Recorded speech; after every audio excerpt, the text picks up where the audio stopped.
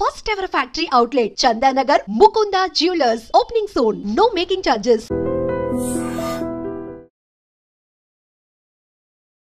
Hi hello నమస్తే welcome back to iDream media. ఈరోజు మనతో ఉన్నారు సర్టిఫైడ్ ఫైనాన్షియల్ ప్లానర్ అయిన మాధవిరెడ్డి గారు. ముఖ్యంగా ఇండియన్ మిడిల్ క్లాస్ యొక్క ఫైనాన్షియల్ స్ట్రెంగ్త్ ఏ విధంగా ఉంది, ఒకప్పుడులాగే చాలా కట్టుదిట్టంగా ఏది వచ్చినా ఏ కష్టం వచ్చినా ఫైనాన్షియల్గా డబ్బుల పరంగా తట్టుకోగలిగేటట్టు ఉన్నారా, లేదంటే అన్నెసరీ చేయకొని కొన్ని పనులు చేయకొని కొన్ని డెసిషన్స్ తీసుకొని ఇబ్బంది పడుతున్నారా, తెలుసుకుందాం ఈ విషయాలన్నీ కూడా. Hi ma'am. హలో అండి. ఒక ఫైనాన్షియల్ డాక్టర్గా మీరు చెప్పండి, సర్టిఫైడ్ ఫైనాన్షియల్ ప్లానర్ అందరూ కూడా ఒక ఫైనాన్షియల్ డాక్టర్ లాగే. ఒక ఫ్యామిలీ మిడిల్ క్లాస్ ఫ్యామిలీ ఉంటే ఒకప్పుడు ఎటువంటి ఫైనాన్షియల్ కష్టం వచ్చినా ల్యాండ్ అనో బంగారం అనో లేకపోతే సమ్ అక్యూములేటెడ్ వెల్త్ అనేది ఉండేది. అవునండి. ఇప్పుడు ఉన్న సిచ్యువేషన్ ఏంటి, ఏం జరుగుతుంది అసలు, వీళ్ళు తీసుకునే డెసిషన్స్ ఏ విధంగా ఉన్నాయి? ఒక డెకేడ్ నుంచి ఇది జరుగుతుందండి. ఫైనల్గా ఈరోజు వచ్చిన రిజల్ట్ ఏంటంటే Indian middle class are losing their financial economical maturity కానీ లేకపోతే మనం ఫైనాన్షియల్ స్ట్రెంగ్త్ కానీ అప్పట్లో ఒక డికేడ్ బ్యాక్ మిడిల్ క్లాస్ వాళ్ళకు ఉన్న స్ట్రెంగ్త్ ఎకనామికల్గా ఇప్పుడు ఉన్న మిడిల్ క్లాస్కి అయితే లేదని ఖచ్చితంగా మనం చెప్పొచ్చండి. ఎందుకంటే వాళ్ళు లైక్ ఇన్కమ్స్ అనేవి ఒక డికేడ్ నుంచి అవే అలా మెయింటైన్ అవుతూ ఉన్నాయి. లైక్ బట్ దానికి మించి ఇన్ఫ్లేషన్ అంటే Indian middle class have stopped at 10 lakhs per annum package కానీ లేకపోతే ఇన్కమ్ దగ్గర ఆగిపోయారు. బట్ బయట చూస్తే ఇన్ఫ్లేషన్ అయితే డబుల్ అయింది. సో దీనివల్ల ఏమవుతుందంటే వాళ్ళు అన్నెసరీ లోన్స్ తీసుకుంటున్నారు టు మెయింటైన్ ద సేమ్ ఏదైతే మనకి ఈ డే టు డే లైఫ్ ఏదైతే ఉంటుందో ఏమైతే స్టాండర్డ్స్ ఉన్నాయో దానికోసం వాళ్ళు లోన్స్ తీసుకోవడం స్టార్ట్ చేశారు. అంటే అప్పట్లో లోన్స్ తీసుకునే వాళ్ళండి middle class, but they will create a asset. పిల్లల్ని చదివించడానికి లోన్ తీసుకునేవాళ్ళు, లేకపోతే ఏదైనా కార్ కొనుక్కోవడానికి లోన్ తీసుకునేవాళ్ళు, లేదు ఒక ఇల్లు కొనుక్కోవడానికి లోన్ తీసుకునేవాళ్ళు, లేదు ఒక గోల్డ్ కొనుక్కోవడానికి, ఇట్లా ఏదైనా ఒక అసెట్ క్రియేషన్ కోసం Indian middle class use to take the loans ఏదైనా అవసరం వస్తుంది. ఇప్పుడు అలా కాదండి, డే టు డే లివింగ్ కూడా లోన్స్ తీసుకునే పరిస్థితి వచ్చింది Indian middle class. That's the major difference.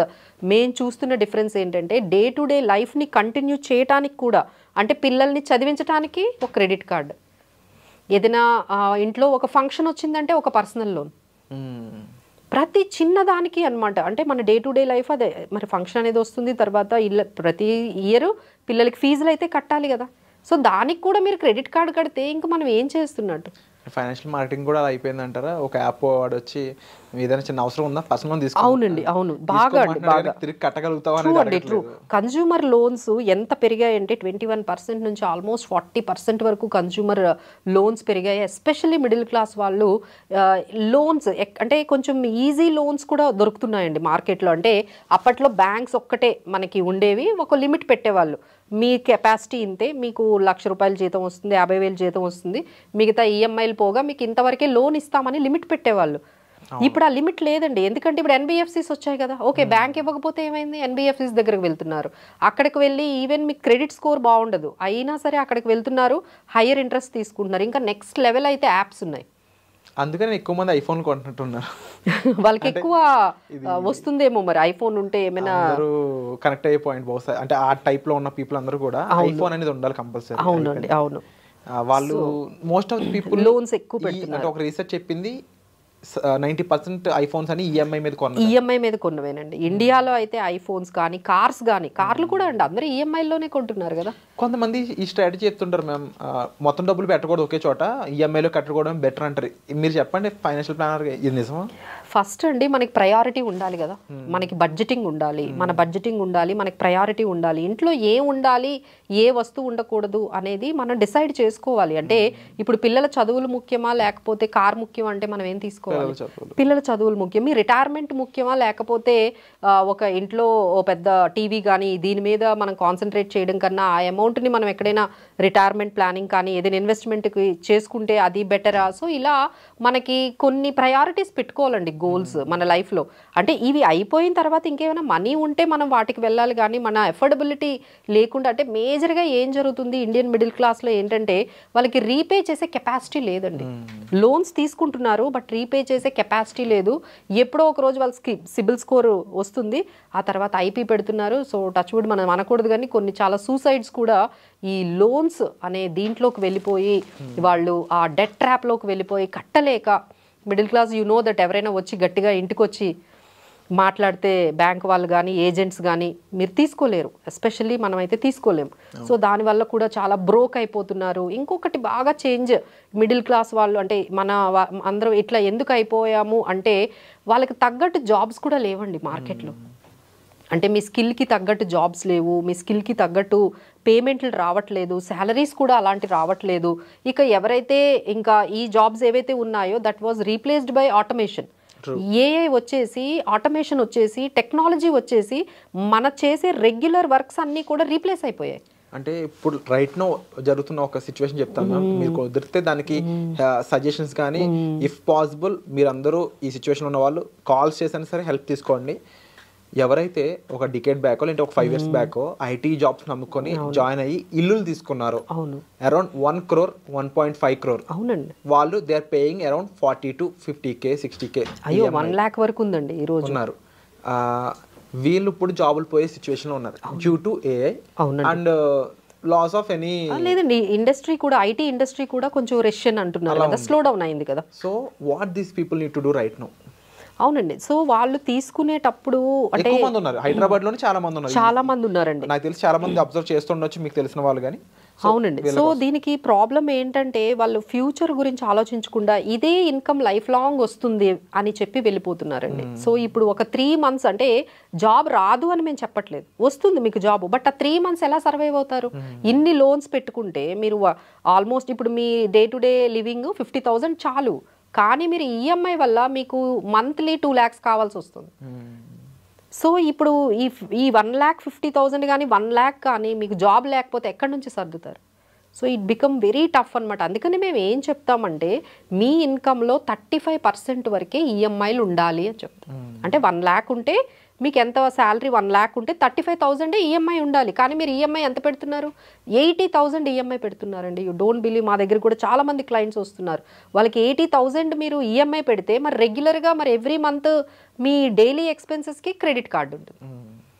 So ఈ క్రెడిట్ కార్డ్ని పే చేసే కెపాసిటీ లేదు, ఎందుకంటే ఈఎంఐ కట్టాలి, అక్కడ 1 lakh శాలరీ వస్తుంది, 1 lakh శాలరీ పెరుగుతుందేమో అని వీళ్ళు ఇంత డెసిషన్ తీసేసుకొని 1 crore ప్లాట్ తీసుకోవడమో ఫ్లాట్ తీసుకోవడమో చేసేస్తూ ఉన్నారు. బట్ ఎప్పుడైతే మీకు ఇన్కమ్ పెరగట్లేదు, అసలు ఇన్కమ్ పెరగకపోగా మేడం ఎప్పుడు జాబ్ పోతుందో తెలియట్లేదు, అది చాలా టెన్షన్ అయితే తీసుకుంటున్నారండి, టెన్స్ పడిపోతున్నారు ఇంట్లో. సో ఎవరికి జాబు ముందు పోతుందా, ఎందుకంటే ఈ ఆటోమేషన్ ఆర్టిఫిషియల్ ఇంటెలిజెన్స్ వల్ల, ఎందుకంటే మనం చేసే ప్రతి చిన్న పని కూడా అది చేసేస్తుంది కదా.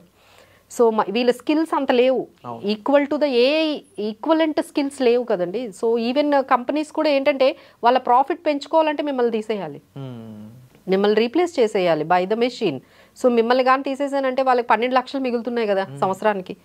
సో వాళ్ళు వాళ్ళ కాస్ట్ కటింగ్ వాళ్ళ ప్రాఫిట్ మార్జిన్స్ గురించి ఆలోచిస్తారు కానీ మీ గురించి ఆలోచించరు. సో మన గురించి మనం ఆలోచించుకోవాలి కాబట్టి సో మనం ఏమైనా ఇలాంటి మేజర్ ఫైనాన్షియల్ డెసిషన్స్ తీసుకునేటప్పుడు మన ఇన్కమ్ స్టేబుల్గా లేనప్పుడు, అంటే ఆయనకు తెలుసండి 1 year తర్వాత నా జాబ్ ఉంటుందో ఉండదో అనే విషయం తెలిసినప్పుడు మనం 20 సంవత్సరాల కమిట్మెంట్ అయిన ఈఎంఐకి ఎలా వెళ్ళాలి? మీరే చెప్తున్నారు, క్లయింట్సే మాకు చెప్తున్నారు, మేడం మాకు 2-3 years తర్వాత ఏమవుతుందో తెలియదని చెప్పినప్పుడు మీరు 20 సంవత్సరాలు ఈఎంఐ కమిట్మెంట్ ఎలా తీసుకుంటారు? So we should not get in to that long term commitments తీసుకోకుండా ఓకే ఒక మ్యూచువల్ ఫండ్స్ తీసుకోండి, లేకపోతే ఒక ఈక్విటీ తీసుకోండి, మీరు ఉన్నంతకాలం ఇన్వెస్ట్ చేయొచ్చు, మీకు లేదు అంటే ఎస్ఐపి ఆపేయచ్చు కదా. ఆ ఎస్ఐపి మీకు ఆ అమౌంట్ ఏదైతే ఉందో మీకు ఏదైతే స్ట్రగుల్ అవుతున్న ఆ డేస్లో మీకు అది ఉపయోగపడుతుంది కదా. ఇప్పుడు ఆ ఇల్లు దేనికి ఉపయోగపడుతుంది? దాని మీద ఈఎంఐ ఉంది, దాన్ని ఎవరు కొంటారు? మీరు ఎవరికి అమ్ముతారు? అసలు అమ్మడానికి ఏది అసలు అది మీ దాని మీద ఈఎంఐ ఉంది కదా, that is not your house. So అది అసెట్ ఎలా అయింది? So people are creating the liabilities instead of assets. ఒక కార్ అనేది ఒక బర్డెన్, ఒక ఇల్లు అనేది ఒక బర్డెన్, అంటే we are creating the liabilities. So ఇలాంటి లైబిలిటీస్ క్రియేట్ చేయడం కన్నా మనం అసెట్స్ అనేది క్రియేట్ చేసుకోవాలండి. Life is not so easy. So అప్పటిలా అయితే లేదు, ఎందుకంటే మన ఇన్ఫ్లేషన్ కానీ మనకున్న సిచ్యువేషన్స్ కానీ అప్పుడులా లేవు. కాబట్టి మనం కూడా ఒక్కసారి ఆలోచించి కొంచెం డెసిషన్ తీసుకోవాలండి. సోషల్ అంటే ఈ సోషల్ స్టేటస్ అనే ఈ పర్టికులర్ ఈ సైకిల్లోని మనం పడిపోకుండా సోషల్ స్టేటస్ పక్కన పెట్టి అసలు ముందు మనం ప్రశాంతంగా ఉండాలి. ప్రశాంతంగా పడుకోవాలంటే ముందు మనకి టెన్షన్స్ లేకుండా ఉండాలి. కాబట్టి మనం కొంచెం ఫైనాన్షియల్ పర్సనల్ ఫైనాన్సెస్ కొంచెం మేనేజ్ చేసుకోవాలి. ఏదైనా డెసిషన్స్ ఉన్నప్పుడు మా దగ్గరకు వచ్చిన ఇది కొనాలా, ఇది కొనొద్దా, ఈ ఇన్వెస్ట్మెంట్స్ చేయాలా, ఇన్వెస్ట్మెంట్స్ చేయొద్దా, ఇది మనకు సరిపోతుందా, ఇలాంటి డెసిషన్స్ అనేవి తీసుకునేటప్పుడు తప్పకుండా ఒక ఫైనాన్షియల్ ప్లానర్ని కలవాలండి. ఎందుకంటే ద డేస్ హ్యాస్ కమ్. అంటే we are not here only for wealth management. మా దగ్గరికి డెట్ మేనేజ్మెంట్ కోసం ఎక్కువ వస్తున్నారండి ఈ మధ్య. I was surprised. ఎప్పుడు మా దగ్గరికి ఏంటంటే మేడం ఇది ఎంత అమౌంట్ ఉంది, ఎక్కడ ఇన్వెస్ట్ చేయాలి అని వచ్చేవాళ్ళు. మేడం ఇప్పుడు మా దగ్గర 10 లోన్లు ఉన్నాయి, ఇప్పుడు దీంట్లో నుంచి ఎలా బయటికి రావాలి, ఇలా వస్తున్నారు. ఇప్పుడు ఆయనకి 4 క్రెడిట్ కార్డులు ఉంటాయండి, 5 పర్సనల్ లోన్లు ఉంటాయి, 2 యాప్లు ఉంటాయి, యాప్ లోన్స్ ఆల్ టుగెదర్ 10 ఉంటాయి. ఆయన ఈఎంఐస్ ఏమో 2 lakhs ఉంటుంది, ఆయన శాలరీ 1 lakh. ఎలా సర్వైవ్ అవుతారు? ఎప్పుడు దాన్ని మేనేజ్ మేమేమంటామంటే బడ్జెట్ ఎప్పుడు కూడా మన ఇన్కమ్కి ఎక్స్పెండిచర్కి ఈక్వల్ అవ్వాలి కదండి. ముందు మన విత్ ఇన్ ద మీన్స్లో ఉండడం అలవాటు చేసుకోవాలండి. మన స్టేటస్ ఎంత ఉందో, మన ఇన్కమ్ ఎంత ఉందో దాని తగ్గట్టుగానే మన ఎక్స్పెండిచర్ ఉండాలి. మీరు ఎప్పుడైతే మన ఇన్కమ్కి మించి ఎక్స్పెండిచర్ చేశారు అంటే one day you are going in to a trap. ఆ డెట్ ట్రాప్ ఎలా ఉంటుందంటే మనం తట్టుకోలేమండి. Especially middle class people can not survive in this kind of situation. 2-3 నెలలు జాబ్ లేకపోతే పరిస్థితి ఎలా ఉందో ఆలోచిస్తేనే అందరికీ ఈ పాటికే అర్థమవుతుంది ఎన్ని మిస్టేక్స్ చేసేస్తున్నాము అని.